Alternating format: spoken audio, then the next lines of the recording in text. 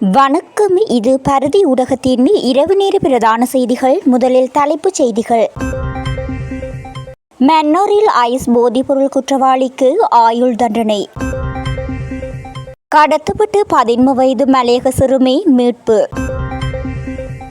மூதாட்டியொருவர் கொடூரமாக கொலை, அழைக்க வந்தவர் அரங்கேற்றிய சம்பவம். பத்மேவுடன் 3 முன்னாள் அமைச்சர்களும் தொடர்பு கசிந்த முக்கிய தகவல். இலங்கையை உலுக்கிய விபத்து, இறந்தவர்களின் இறுதிச் சடங்கு பொறுப்பை ஏற்ற மாநகர சபை. வட்டவழியில் முச்சக்கர வண்டி கவிழ்ந்து 2 சிறுவர்கள் காயம். நிலத்துக்கடியில் புதைக்கப்பட்ட போதைப்பொருள் ரசாயன கொள்கலன்கள் விசாரணையில் அதிர்ச்சி. கிளிநொச்சியில் நடுவீதியில் திடீரென பற்றி எறிந்த கார். 4 மணித்தியாலங்களுக்கு மேல் ரயில் போக்குவரத்து பாதிப்பு. இனி தொடர்வன விரிவான செய்திகள்.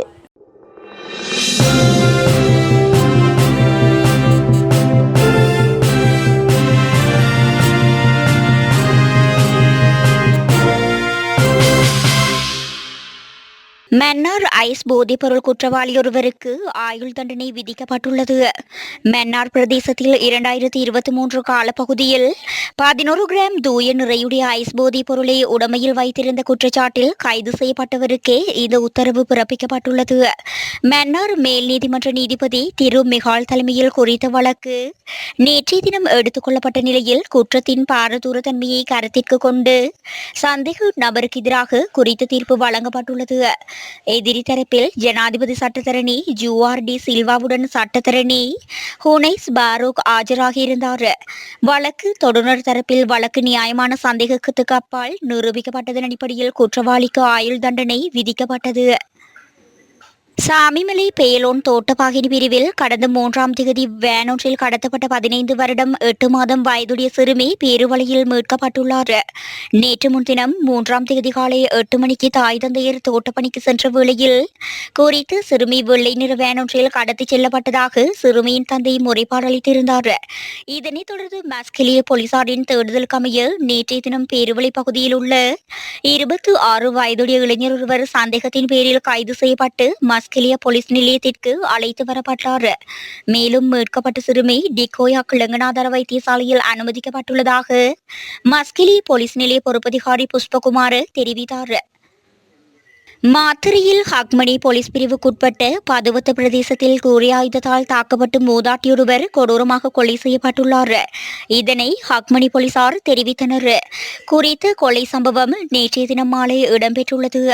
சம்பவத்தன்று மூதாட்டி தனது வீட்டிற்கருகில் ஏற்பாடு செய்யப்பட்டிருந்த தானம் ஒன்றில் கலந்து கொண்டுள்ளார். இதன்போது தானம் வழங்கும் இடத்திற்கு மோட்டார் சைக்கிளில் சென்ற நபரொருவர் வீட்டுக்கு உறவினர்கள் வந்திருப்பதாக கூறி மூதாட்டியை அங்கிருந்து அழைத்து சென்று கூறிய ஆயுதத்தால் தாக்கி கொடூரமாக கொலை செய்துள்ளார். சடலம் மாத்தறை வைத்தியசாலையின் பெரியதாரையில் வைக்கப்பட்டுள்ளதுடன் சம்பவம் தொடர்பில் ஹக்மணி போலீசார் மேலதிக விசாரணைகளை மேற்கொண்டு வருகின்றனர். பாதாள உலக தலைவர் கெகல்பத்ர பத்மேவுடன் 3 முன்னாள் அமைச்சர்கள் தொடர்புகளை பேணி வந்ததாக தகவல்கள் வெளியாகியுள்ளது. இந்தோனேஷியாவில் கைது செய்யப்பட்டு இலங்கைக்கு அழைத்து வரப்பட்ட பத்மேவிடம் மேற்கொள்ளப்பட்ட விசாரணைகளிலேயே இந்த விடயம் தெரிய வந்துள்ளது. இதுவரை கெகல்பத்ர பத்மேவுடன் நெருங்கிய தொடர்பு கொண்டிருந்த சுமார் 30 பேர் தங்கள் வசிப்பிடங்களை விட்டு வெளியேறி தப்பிச் சென்றுள்ளதாக போலீஸ் வட்டாரங்கள் உறுதிப்படுத்தியுள்ளன. குறித்த தொழிற்சாலையில் 2 பாகிஸ்தானியர்களும் ஐஸ் தயாரிப்பில் ஈடுபட்டிருந்தனர். அத்துடன் ஒப்பந்த கொள்ளைகளுக்கு பயன்படுத்தப்பட்ட துப்பாக்கிச்சூடு நடத்தியவர்கள் குறித்தும் விசாரணைகள் ஆரம்பிக்கப்பட்டுள்ளது. எல்ல விபத்தில் இறந்த அனைவரின் இறுதிச் சடங்குகளும் தங்காலை மாநகர சபை மற்றும் தங்காலை தொழிற்சங்கத்தின் ஆதரவுடன் நடைபெறும் என்று தங்காலை மேயர் நந்தஸ்ரீ பரணபள்ளிய குறுகே தெரிவித்துள்ளார். அதன்படி உடலம் நேற்றைய தினம் இரவு அந்தந்த வீடுகளில் ஒப்படைக்கப்படும் என்றும் எதிர்பார்க்கப்படுவதாகவும் மேயர் தெரிவித்துள்ளார். இறுதிச் சடங்குகள் குறித்து உயிரிழந்தவர்களின் குடும்பத்தினருடன் சிறப்பு கலந்துரையாடல் நடத்தப்படும் என்றும் அவர் குறிப்பிட்டுள்ளார். அத்துடன் அன்றைய தினம் அனைத்து உடல்களும் தங்காலை மாநகர சபைக்கு சுமார் 2 மணி நேரம் கொண்டுவரப்படும் என்று எதிர்பார்க்கப்படுவதாகவும் இறந்தவர்களின் குடும்பத்தினருடனும் பேசப்படும் என அவர் தொடர்ந்தும் கூறியுள்ளார். கம்பளியில் இருந்து ஹட்டன் நோக்கி சென்ற முச்சக்கர வண்டியொன்று வட்டவளை பகுதியில் வீதியை விட்டு விலகி 50 அடி பள்ளத்தில் கவிழ்ந்து விபத்துக்குள்ளாகியுள்ளது. குறித்த விபத்தில் 2 சிறுவர்கள் உட்பட 3 பேர் காயமடைந்துள்ளனர். குறித்து முச்சக்கர வண்டியில் காயமடைந்த குழந்தைகளின் தந்தை, தாய் மற்றும் 4 மற்றும் 2 வயதுடைய குழந்தைகள் பயணித்ததாக காவல்துறையினர் தெரிவித்துள்ளனர். இதன்படி விபத்தில் தாயும் 2 குழந்தைகளும் காயமடைந்து வட்டவளை பிரதேச மருத்துவமனையில் அனுமதிக்கப்பட்டுள்ளனர். இந்நிலையில் முதற்கட்ட விசாரணைகளின்படி வளைந்த வீதி மற்றும் அதிவேகம் காரணமாக சாரதி முச்சக்கர வண்டியின் கட்டுப்பாட்டை இழந்ததால் இந்த விபத்து ஏற்பட்டுள்ளது.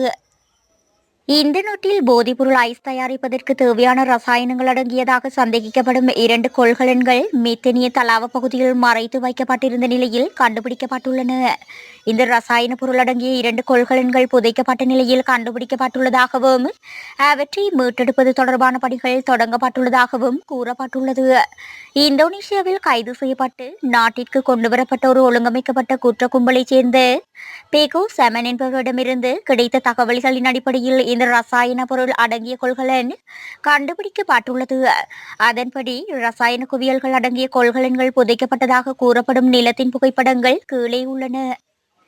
கிளிநொச்சியில் வீதியில் பயணித்துக் கொண்டிருந்த கார் ஒன்று திடீரென தீப்பற்றி எரிந்து விபத்துக்குள்ளாகியுள்ளது. குறித்த சம்பவம் இன்றைய தினம் கிளிநொச்சி ஏனையின் வீதியில் இடம்பெற்றுள்ளது. கிளிநொச்சி கந்தசுவாமி ஆலயத்திற்கு அருகாமையில் பயணித்துக் கொண்டிருந்த காரை இவ்வாறு திடீரென தீ விபத்துக்குள்ளாகியுள்ளது. இந்த சம்பவம் தொடர்பில் மேலும் தெரிய வருகையில் குறித்த காரை விட்டு சாரதி இயங்கியதால் அவர் தீ விபத்திலிருந்து தப்பியுள்ளார்.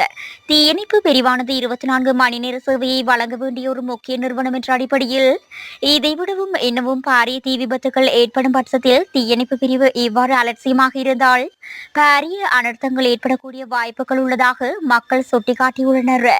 எனவே இவ்வாறான விபத்துகளோ அல்லது வேறு சம்பவங்களோ இடம்பெறும் பட்சத்தில் காவல்துறையினர் மற்றும் தீயணைப்பு பிரிவினர் உரிய நேரத்திற்கு வருகை தந்து சம்பவ இடத்திற்கு சென்று தமது கடமையை சரிவர ஆற்ற வேண்டும் என மக்கள் கோரிக்கை விடுத்துள்ளனர். கொழும்பு தொடக்கம் பதுளை வரையிலான ரயில் போக்குவரத்து சுமார் 4 மணி நேரத்திற்கு மேலாக தடைப்பட்டுள்ளதாக புகையிரத கட்டுப்பாட்டு நிலையம் தெரிவித்துள்ளது. இதன் காரணமாக மலையக ரயில் சேவை பாதிக்கப்பட்டமையினால் பயணிகள் பெரிதும் அவதிக்குள்ளாகியுள்ளனர். இதேவேளை பதுளையில் இருந்து கொழும்பு நோக்கி பயணித்த ரயிலானது பாதை சீர் செய்யும் பணி நிறைவடையும் வரை ஹட்டன் ரயில் நிலையத்தில் நிறுத்தி வைக்கப்பட்டுள்ளதோடு கொழும்பிலிருந்து பதுளை நோக்கி பயணித்த பொடிமினிக்கே மற்றும் நகர் சேர் கடுகதி ஆகிய 2 ரயில்களும் ரொசல் ரயில் நிலையத்தில் நிறுத்தி வைக்கப்பட்டுள்ளதாக கட்டுப்பாட்டு நிலையம் மேலும் தெரிவித்தது. மலையக ரயில் சேவை பாதிக்கப்பட்டமையில் ஹட்டனில் இருந்து கொழும்பு நோக்கி பயணிக்கும் பயணிகள் பஸ் ஊடாக நாவலப்பிட்டிக்கு சென்று நாவலப்பிட்டியிலிருந்து கொழும்புக்கு செல்ல முடியும் என புகையிரத நிலையத்தின் கட்டுப்பாட்டு நிலையம் அறிவித்தது.